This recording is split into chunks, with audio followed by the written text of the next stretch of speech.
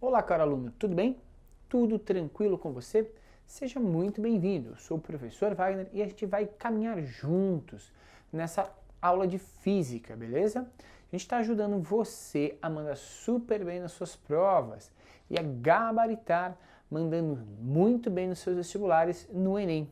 Então, pessoal, vamos nessa, vamos garantir esse resultado agora, revisando alguns dos conteúdos importantes de física e hoje o nosso assunto é energia. Você sabe o que vem a ser energia? Para a física, energia está relacionada à capacidade de um corpo em realizar trabalho. Legal.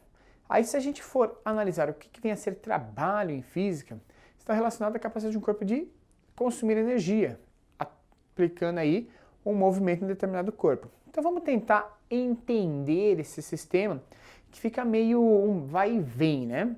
A nossa ideia, gente, é mostrar para você que energia seria mais ou menos o que permitiria o movimento das coisas, ou a alteração desses movimentos, certo? Quando eu aplico força sobre um determinado corpo, tranquilo? Quando eu aplicar força sobre um determinado corpo, essa força pode provocar um deslocamento nesse corpo. E ao provocar um deslocamento sobre esse corpo, a gente está falando então da possibilidade de ter energia, tranquilo? Ou um consumo de energia. A força aplicada sobre um corpo que promove o deslocamento está relacionada a um conceito chamado trabalho, que está diretamente relacionado à energia. O trabalho, que é a força que provoca um deslocamento, certo? É calculada em joules e diz exatamente isso, a quantidade de energia necessária para que aquele movimento fosse realizado. Então, quando eu aplico a força nesse corpo e esse corpo se movimenta, eu estou verificando claramente quanto de energia foi gasta aqui para que esse movimento acontecesse. Mas gastar energia está correto? Não necessariamente. De acordo com a mecânica clássica, a gente não cria, a gente não destrói energia, a gente transforma uma forma de energia em outra. Quando eu vou empurrar um determinado corpo, eu tenho energia química. Eu aplico essa energia em uma energia de movimento e essa energia é aplicada e transferida para o outro corpo. E o outro corpo passa a se movimentar por causa dessa energia que ele recebeu. Então, na mecânica clássica, guarda essa informação, a energia será apenas transformada, nunca criada e nunca destruída. A representação que a gente tem para trabalho, né, letra tal grega, trabalho, é o produto da força pelo deslocamento, desde que tanto essa força quanto esse deslocamento estejam alinhados. O que eu quero dizer com a ideia de força e deslocamento estar alinhado? Então, eu vou marcar aqui para você e vamos fazer o seguinte exemplo. Olha só, eu tenho um plano, nesse plano eu vou pôr um bloco. Esse bloquinho de massa qualquer, ele vai sofrer a ação de uma força, certo? E essa força aplicada sobre esse bloquinho vai fazer com que a gente tenha, ou não, né, um deslocamento. Isso vai depender se tem atrito ou não no sistema. Vamos considerar que a gente tem deslocamento. Então eu apliquei força e esse bloco se desloca por uma determinada distância. Quando esse deslocamento e essa força estão alinhados, a gente pode dizer então que o trabalho, sim, é o produto da força pelo deslocamento, certo?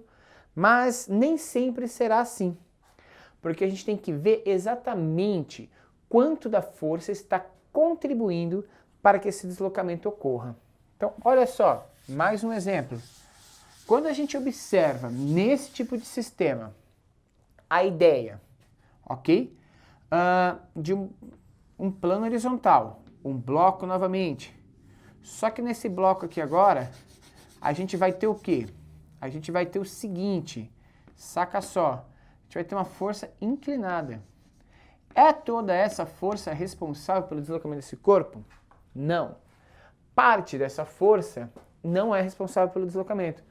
Quando a gente decompõe o vetor força nesse tipo de sistema, a gente vai verificar que esse vetor vai ser decomposto em duas partes. Uma parte na vertical chamada de Fy e uma parte na horizontal chamada de Fx. Essas duas partes compõem as forças que estão aplicadas nesse corpo. E quando eu verifico o deslocamento, se o deslocamento for na horizontal, somente uma parcela dessa força foi responsável pelo deslocamento. A outra força foi aplicada, mas não realizou o trabalho, certo? E a gente diz então que o trabalho aplicado por esse sistema é aquele Fx, ou aquela parte da força, vezes o deslocamento. Claro que aí você vai relacionar o ângulo aplicado dessa força, e aí você sabe que o trabalho vai ser nada mais, nada menos do que F cosseno de alfa vezes o deslocamento. Então quer dizer que o trabalho ou a energia vai depender de como você está aplicando a força, certo? Mas professor, se trabalho é gasto de energia e a gente sabe como calcular esse trabalho, como que a gente pode pensar na energia? Em mecânica, que é a ciência que descreve os movimentos, a gente vai ter três formas de energia que vão formar aí a chamada energia mecânica. E fica a dica para você entender como que esse sistema funciona. A energia mecânica ela é formada por energia cinética, energia potencial gravitacional e energia potencial elástica. Então são três formas de energias que somada equivale à energia mecânica. E normalmente em sistemas mecânicos a gente vai trabalhar com sistemas conservativos, ou seja, onde a energia mecânica inicial se iguala à energia mecânica final. Para a gente ter um sistema conservativo, a gente vai precisar estar totalmente livre da ação de forças externas, como força de atrito, como forças aplicadas externamente por outros móveis, ok? E isso permitirá, de certa forma, então, a gente ter um sistema totalmente isolado, e esse sistema isolado conserva a sua energia. Professor, como que eu classifico cada uma dessas forças? A energia cinética, que é uma energia que está relacionada a movimentos, ela é o produto da massa do corpo vezes a velocidade ao quadrado, e essa velocidade em metros por segundo, dividido por 2. Já a energia potencial gravitacional, ela é o produto da massa pela aceleração gravitacional e pela altura de um corpo.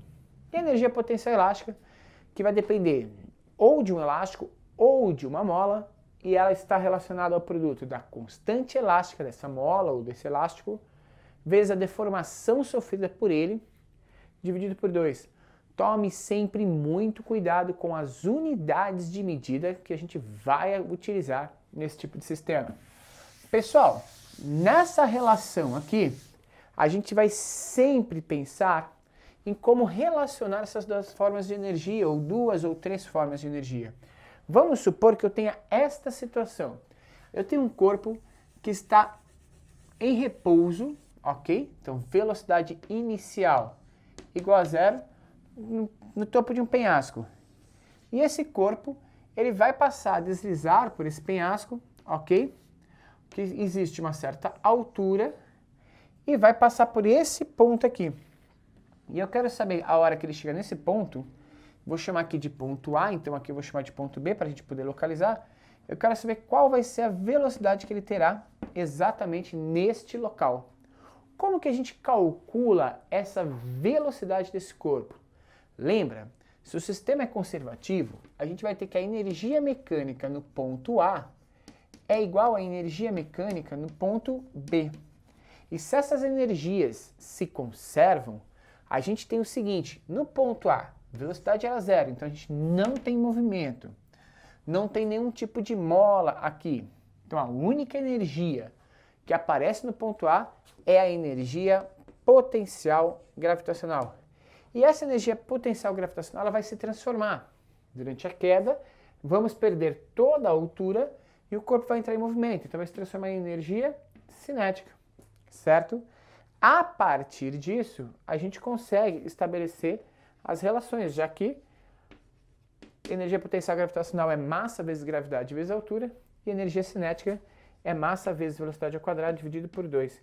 E aqui sai uma característica muito interessante. Na queda dos corpos, a gente não precisa conhecer a massa, ok? No sistema conservativo, porque a massa não interfere na velocidade de queda, certo?